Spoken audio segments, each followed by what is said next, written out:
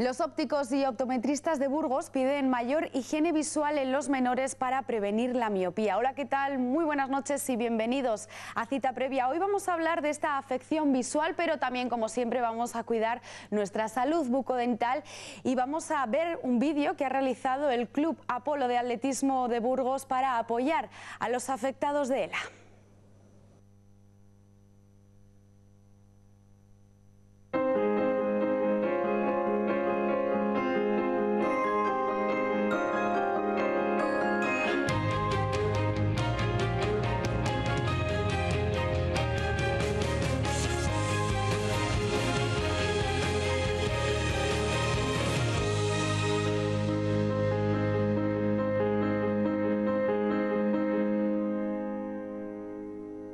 La miopía es una afección visual que impide ver bien los objetos de lejos. ¿Se puede hacer algo para prevenir? Es un problema, además, que afecta a 1 de cada 3 jóvenes y esto en los próximos años parece que va en aumento. Nos lo va a explicar un óptico, Alejo Ruiz. Muy buenas noches. Buenas ¿Qué tal? noches. Y bienvenido. Va en aumento, ¿no? Esto parece que asusta porque es un problema visual que afecta a 1 de cada 3 jóvenes. Eso es. Está calculado que así es y además aún va a ser peor porque está calculado que para 2050 aproximadamente sean 1 de cada 2 jóvenes los que vayan a sufrir esta miopía. ¿A qué se debe esta afección visual? A ver, la miopía en sí he de aclararte que no es una enfermedad como tal, pues porque no tiene cura. Pero digamos que lo que consiste es que cuando focalizamos una imagen, esta imagen pasa a través de los medios, del ojo, córnea y cristalino fundamentalmente, y en vez de focalizarse en la retina, se focaliza por delante de la retina. Esto se debe a 2 cosas principales. Una, porque el ojo es más largo de lo normal. 2, porque el poder dióptrico, la curvatura de la córnea es demasiado potente. Esas serían las 2 causas por las que aparece miopía. ¿Y a qué edades estáis viendo que está apareciendo, Alejo? A ver, no hay un patrón fijo porque depende la miopía o la aparición de la miopía, digamos que tiene diferentes patrones. Si hablamos de una miopía magna, que estamos hablando de miopías por encima de 8 o 9 dioptrías, está claro que el factor genético cuenta. Padres miopes, hijos miopes, pero te puedes encontrar, y de hecho nos encontramos, niños sin un tema genético marcado a los que les aparece miopía. Ahí sí que estaríamos hablando de otros factores. Factores sobre todo a tener en cuenta serían pues cuando los muchachos realizan actividades demasiado prolongadas con móviles, tablets, ordenadores, televisión. Eso va a generar miopía. Y por contra tenemos y vemos que los jóvenes que realizan actividades en exteriores, actividades tipo deportivas, tienen menos posibilidades. Luego el consejo sería que alternemos actividades internas y externas para evitar el aumento de la miopía o la aparición de la misma. Ahora vamos a desarrollar esto, aunque sí que es cierto que el factor hereditario tiene un alto porcentaje, ¿no? En que un niño, ¿no? Sí, ya te decía que en principio miopías magnas. Hay 2 tipos de miopía, miopía básica y miopía magna. Pues pedís, ¿no?, los ópticos y optometristas de aquí de Burgos, mayor higiene visual, ¿no? Para que no pues evolucione, ¿no?, este problema. Sí, la higiene visual... En los niños me refiero. La higiene visual consistiría en una serie de normas, una serie de adaptaciones fáciles de realizar para un correcto funcionamiento a la hora de realizar actividades, sobre todo lectura, escritura, el uso correcto del ordenador y la manera correcta de ver la televisión. El objetivo es evitar esta aparición de la miopía y este aumento. ¿Y cuál es la manera correcta de ver la televisión? ¿Cuál es la manera correcta de ver la televisión? Por ejemplo, si hablamos de iluminación, te diría que nunca jamás utilizar la televisión a oscuras. Deberíamos tener al menos una luz indirecta. Si tenemos una luz o un ventanal muy grande que no vaya a dar reflejo en la televisión, con una pequeña persiana lo corregiríamos. Distancia. Esto depende un poco de la sala donde está la televisión y de los grandes de la sala de la televisión, pero de manera general 32 pulgadas, 2 metros, 42 pulgadas, 2 metros y medio. Si mi salón no es muy grande, pues procuraremos estar lo más lejos posible. El objetivo es evitar que estemos acomodados, enfocados cuando queremos ver esa televisión. Y luego intentar ver lo más rectos, lo más frontalmente posible la televisión. Ese sería, en cuanto a la televisión, las normas básicas para ver correctamente la televisión. Luego hablábamos también de las tablets, los móviles, ¿no?, todo el uso de las tecnologías. ¿Esto puede producir o puede provocar una alarma visual? Esto puede producir problemas, sobre todo cuando se utiliza demasiado tiempo y mal usado, seguro. Para ver, por ejemplo, un ordenador, la manera correcta sería, lo primero, frontalmente, para no lateralizar, para que un ojo no cargue más que el otro. Lo segundo sería una altura correcta. Si mi mirada es esta, debería estar mi mirada sobre la parte superior del ordenador, de tal manera de forma que la pantalla estuviera un poquito por debajo, en torno a unos 15 grados. Distancia, entre 50 a 60 centímetros, pero hay una regla que nunca falla. Si nos ponemos en esta posición y tocamos con las puntas de dedos la pantalla, sería más o menos la distancia a utilizar. Mobiliario adecuado al tamaño de la persona que lo va a utilizar. Muchas veces utilizamos mesas muy grandes y sillas muy grandes y el chaval es muy pequeñito. Y luego, en cuanto a iluminación, importante, no tener nunca una ventana por delante del ordenador, y si la tenemos utilizamos una persiana, ni por detrás, también utilizamos una persiana para que no nos dé reflejo. Luz lateral, si puede ser por la izquierda si somos diestros o por la derecha si somos zurdos. Esas serían las recomendaciones en cuanto a cómo utilizar un ordenador. Son recomendaciones fáciles, pero luego básicas y sencillas. Estamos en ello, la verdad que nos cuesta no pensar en hacer este tipo de cosas. ¿Cómo se hace, o cómo hacen, mejor dicho, los niños un uso razonable de estas tecnologías? Porque hoy en día, vamos, todos los niños usan tablets, usan móviles, y desde bien pequeños. Sí, ahí viene el problema. El problema es que acumulamos lectura, escritura, que hoy en día casi no lo hacemos ya sobre papel, lo hacemos con tablets, le acumulamos el hecho de luego usar ordenador, luego usar la televisión, videojuegos, y estamos metiendo demasiadas horas. El consejo sería que no sobrepasara más de una hora. Fíjate lo que estoy diciéndote, una hora. Al día, claro. Claro, al día. Y lo que te he dicho al principio, alternar con actividades en exterior. Esa sería la manera lógica de hacer las cosas. Y cuando vayamos a utilizar tablets, vamos a hablar de tablets y de un texto, pues igual que te he dicho antes, iluminación, la misma funcionalidad, es decir, luz, si es de día, luz solar por la izquierda, si somos diestros, por la derecha somos zurdos, si ya es de noche, luz de la sala, más una luz de flexo lamparita a pie de trabajo, también por la izquierda si somos diestros, por la derecha somos zurdos. En cuanto a la distancia, habría que utilizar la distancia Harmon, que es una distancia que consiste en colocamos el codo sobre el papel y esta pinza sería el ojo, y esta sería nuestra distancia de trabajo.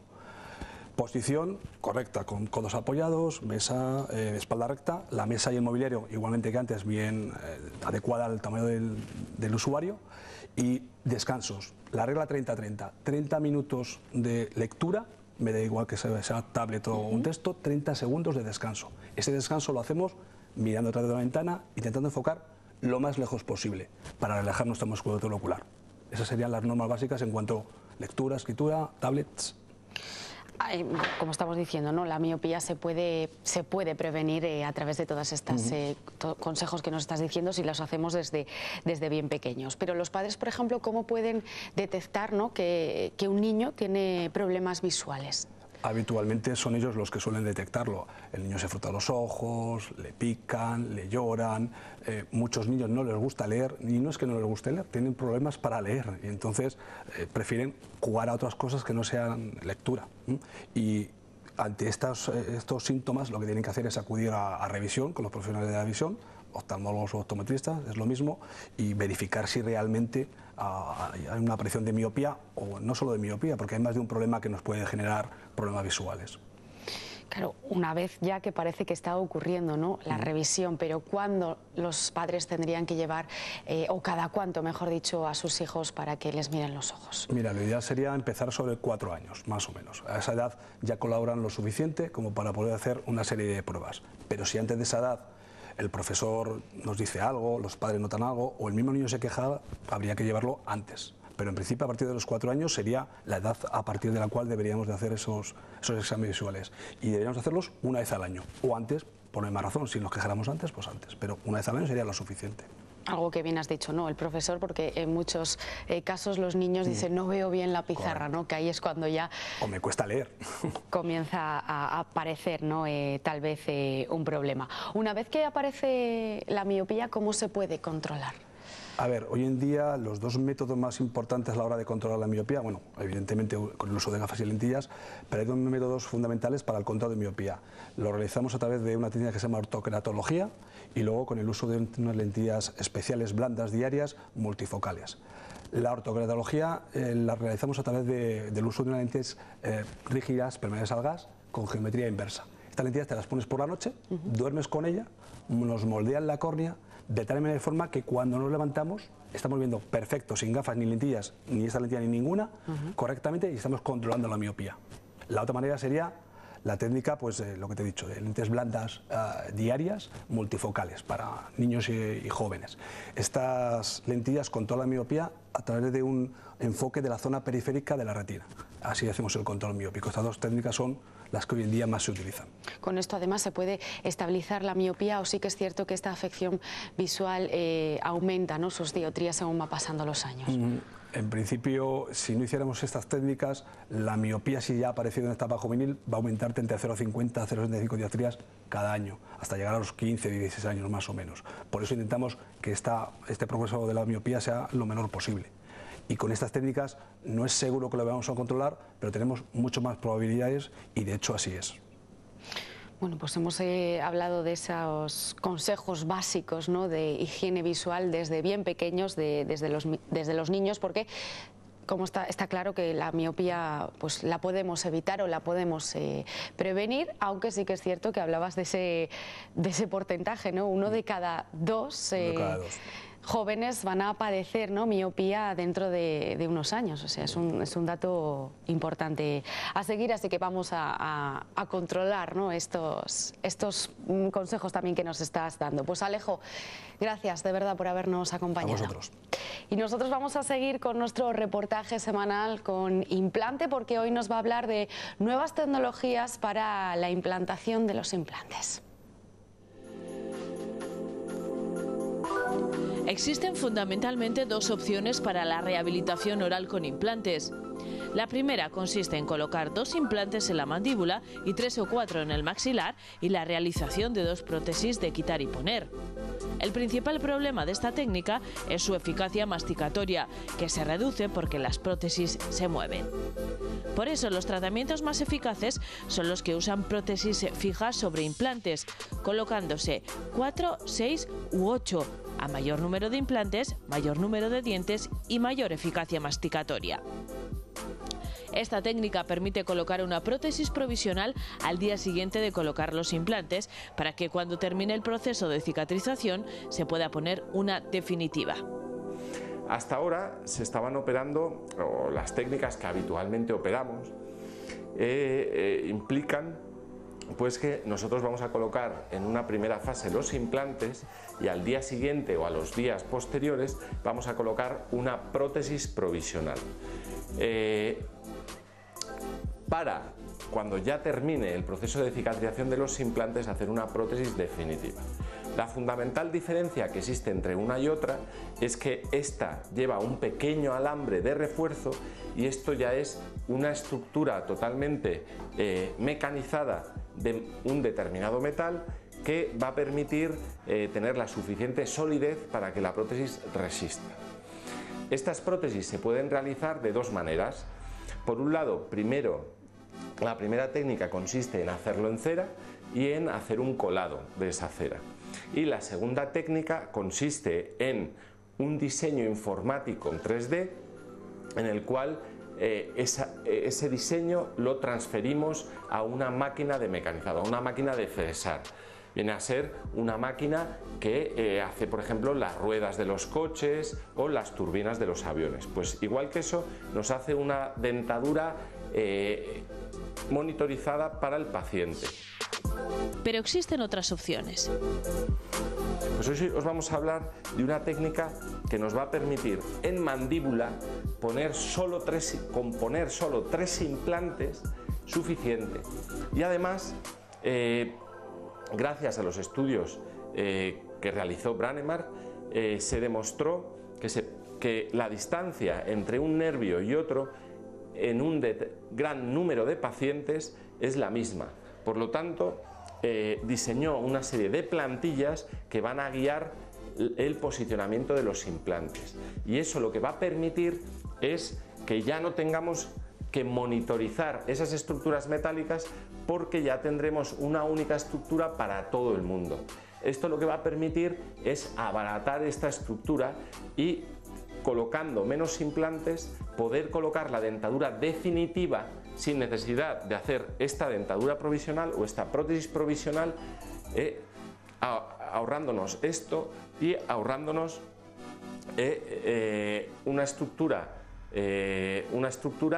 monitorizada una estructura específica para el paciente. Fundamentalmente, por lo tanto, vamos a disminuir el coste porque vamos a disminuir el número de implantes y también vamos a poder colocar al día siguiente de la intervención la prótesis definitiva del paciente, sin tener que esperar esos 3 meses de cicatrización, sin tener que hacer una prótesis provisional previa y yéndonos directamente a la prótesis definitiva. Decir que esto tampoco es la panacea, es decir, no a todo el mundo se le puede tratar con esta técnica, porque existen mandíbulas de diferentes anatomías que no se les puede aplicar, o que puede ser una técnica traumática para determinadas mandíbulas y que por lo tanto no la recomendamos. Pero presenta grandes ventajas desde el punto de vista técnico para el paciente y sobre todo económico, ya que vamos a reducir lo que hemos dicho, el número de implantes, y vamos a reducir la prótesis provisional, y ya vamos a tener una prótesis o una estructura que va a estar hecha por ordenador. Esta es la técnica que se ha escogido para Francisco, un paciente que contaba con la dentadura muy deteriorada y ha logrado una rehabilitación oral completa en muy poco tiempo. Que cuando digo el tiempo que ha sido el proceso de todo ello, como que se ríen, como dicen, va, este no sabe. Claro, estaba yo inclusive acostumbrado con mi mujer, que le ponían un implante y hasta la vuelta de 5 o 6 meses no iniciaba esto, a ver si ha quedado bien, a ver si no sé qué, a ver si... Y esto ha sido todo una boca completa de arriba y de abajo, y ha sido en entre 15 y 20 días. Como veis, Francisco tenía varias ausencias dentarias y sobre todo tenía un perfil más bien hundido por la ausencia de dientes, una boca en la cual pues, los dientes tenían una gran retracción de las encías, las bacterias se habían comido todo el hueso alrededor de esos dientes y por lo tanto pues decidimos la extracción de los mismos. Para desarrollar la técnica nosotros hemos desarrollado una serie de plantillas que vamos a colocar en una radiografía lateral de cráneo y en las cuales vamos a poder orientarnos de la longitud del implante, de la longitud de la prótesis, para saber que esta prótesis hecha previa a la cirugía va a encajar perfectamente en su mandíbula. Esas son las plantillas y además de eso, mediante pues tecnología de diseño y fabricación informática, mediante un software específico hemos planificado la colocación de los implantes dentro de esa mandíbula para ver que realmente se pueda con unos determinados márgenes de seguridad sin que toquemos ninguna estructura anatómica importante. Previo a la intervención, una vez que ya hemos intervenido al paciente, como veis, estos son los modelos de una vez intervenido, de cómo le han quedado los implantes, y sobre estos modelos vamos a poder hacer la prótesis definitiva al día siguiente de la intervención. En este caso nos retrasó un poquito, dado que en el maxilar superior pues tuvimos que hacer una estructura de titanio, pero ya hecha a medida. Entonces nos retrasó, pero pudimos colocarle al paciente alrededor de los 10-15 días 2 prótesis definitivas, que es lo que ahora mismo lleva en boca. Fundamentalmente, como podéis ver, es el cambio estético tan importante que un paciente en apenas unos días pues puede dar. Y ya no solo el cambio estético, sino el funcional, porque a él le hemos conseguido reponer hasta el primer molar, hemos conseguido estabilizar esa oclusión, hemos conseguido poderle dar guías caninas en las cuales el paciente pueda deslizar, rechinar los dientes sin ningún problema, para no generar aflojamientos, y como veis el perfil estético ha mejorado, las arrugas labiales se han disminuido. Con esta técnica, el paciente puede realizar su actividad normal desde el primer día. Y cambiamos de tema. Más de 100 deportistas han participado en un vídeo navideño que trata de visibilizar la ELA. Es una enfermedad degenerativa que hoy en día no tiene cura. Por ello, el Club Apolo de Atletismo de Burgos ha querido realizar esta iniciativa para apoyar a los afectados. Lo vemos. Jesús tiene 46 años y fue diagnosticado de ELA hace un año, una enfermedad neurológica que provoca la pérdida de movilidad, aunque no evoluciona de igual manera en cada afectado. A este burgalés, esta afección no le impide seguir teniendo ganas de ser activo en su vida diaria. Voy a rehabilitación y terapia ocupacional al UBU y talleres en el Centro de Enfermedades Raras. Ahora me estoy adaptando a la nueva forma de alimentación por sonda percutánea. Y con muchas ganas de continuar con mi trabajo. Hay que mirar al futuro, con esperanza, y pensando que el deseo para el 2018 se cumpla. La investigación sobre la esclerosis lateral amiotrófica, este es el deseo que han querido reflejar en un vídeo los miembros del Club Apolo de Atletismo. Que se investigue sobre esta enfermedad. Aquellas personas que tienen esa posibilidad de invertir un dinero, ya digo, el gobierno, a las administraciones, de poder dirigir algo de dinero a esta enfermedad, pues que lo dirijan y que se molesten, y para que tenga menos o cura, o por lo menos poco a poco se vaya ya no curando, sino para que se vaya ralentizando el proceso de degeneración que tiene la enfermedad. Poco a poco te va degenerando, que no tenga solución. Sí hay avances a lo mejor para una mejor calidad de vida de los enfermos, pues lectores de iris, cuando como no pueden hablar, no pueden moverse, pues lector de iris para poder expresarse. Avances sí, para mejorar su calidad de vida sí, pero no hay una cura. Entonces, por eso hay que investigar sobre esta enfermedad. Además es una enfermedad, lo que digo, muy cruel. Pues entonces, por eso que la gente, ya no digo que done dinero, ¿no? Porque para eso hay campañas, hay, como hicimos nosotros, un cross en Carcedo, no, es por lo menos que se difunda y que se mueva la gente. Una iniciativa en la que han participado 100 deportistas, entre ellos de élite, para visibilizar esta enfermedad y apoyar a los afectados. Un vídeo que tiene ya más de 3.000 visualizaciones en YouTube.